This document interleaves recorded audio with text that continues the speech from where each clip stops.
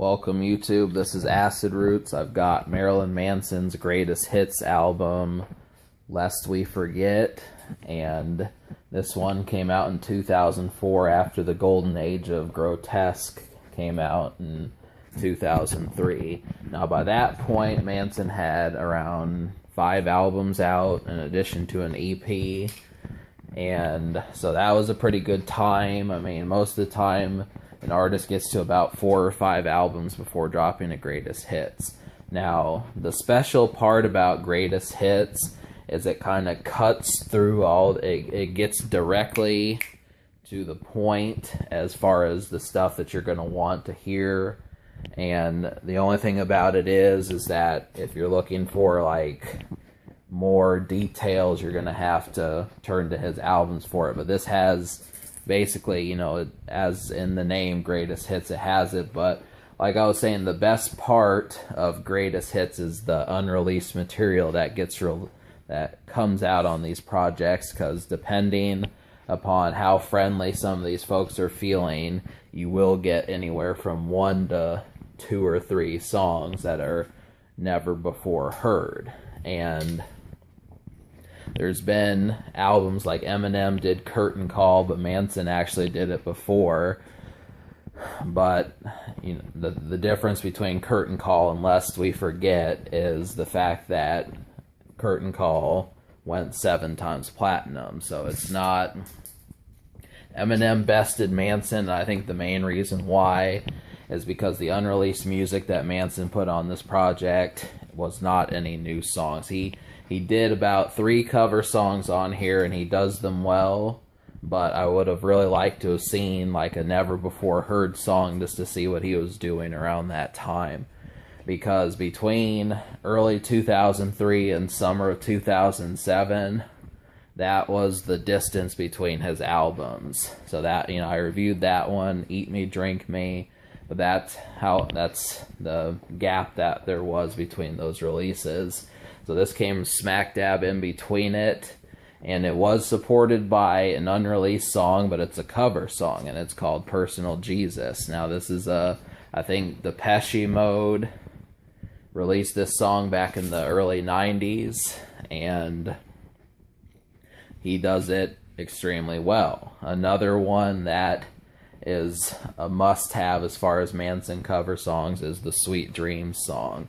Now that one is a real sulking song. It's moody, it's dim sounding, and there's not too many other songs besides like the Nobodies and the Dope Show that sound as depressing as that one. That was originally why I liked the record Eat Me, Drink Me, was because at first glimpse it appeared like this was the norm for him, and there is such occasions where that stands out. Now really, I'm not going to sit there and dissect all 17 songs that are on here, but understand that basically every single released from Manson's 5 albums is on this project. So it is, once again, 17 songs. There's 4 songs from Hollywood, 3 songs from Mechanical Animals, 4 songs from Antichrist Superstar, and 2 songs from Portrait of an American Family. 2 songs from Golden Age of Grotesque. So a couple songs don't make it. Coma White's not on here, and also I Don't Like the Drugs, but the Drugs Like Me. Those are the only 2 ones that really don't make it on here. And I guess a couple of promotional singles from Antichrist Superstar don't either.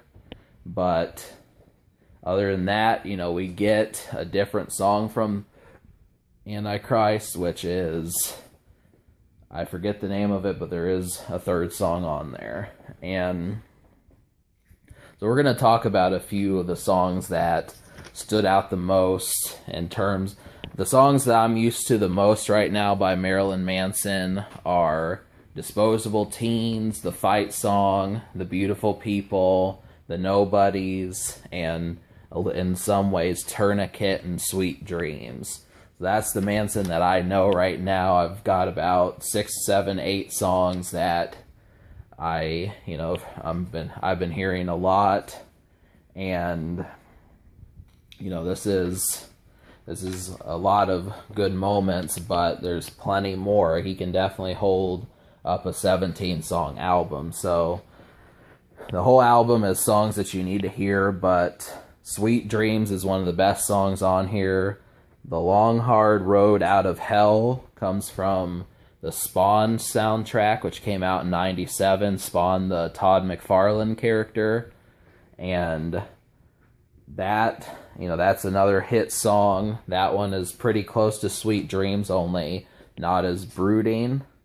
Personal Jesus is the single, and that, that's a quick one to go for. I mean, Manson nails these cover songs. Tourniquet is a song from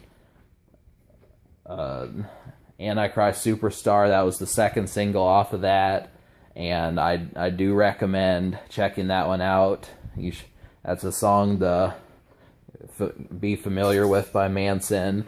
The Dope Show, I just reviewed Mechanical Animals, but that song really stood out to me, and it still does.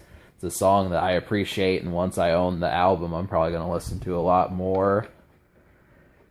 And then I haven't really listened to The Golden Age of Grotesque yet, but I do appreciate the songs he released to radio. So we're talking Mob Scene and This Is the New Shit.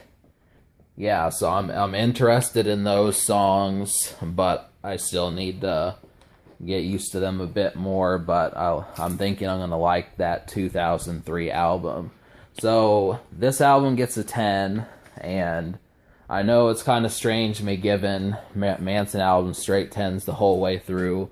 I guess I'll talk about that as to the reason why. The main thing about it is the scape of these projects has such a setting that it feels as if it's quite further than what most people put out when they're doing music. So, I guess for example, if you like rap, some of the people that are probably at the height and tip top of your favorites, I would assume would be Dr. Dre, Eminem, Jay-Z, and maybe even Lil Wayne or something. The heavyweights, the multi-platinum artists. That's the reason why they are. And I'm starting to think that Manson is one of these people that when I listen to rock, he's probably going to wind up being one of these folks. This is a good thing, looking at the tip of the top. I know that there's more in rock that has done this, people who've gone multi-platinum, but as far as the sound that I listen to, which is metal, this is one of such groups. So the fact that he's able to nail it, speaks numbers. Now that I'm on like my 5th or 6th release that I've reviewed by him, it's clear to see. There's definitely it's getting to the point where I like as many songs by him as I do by someone like Ludacris or, Rick Ross or someone.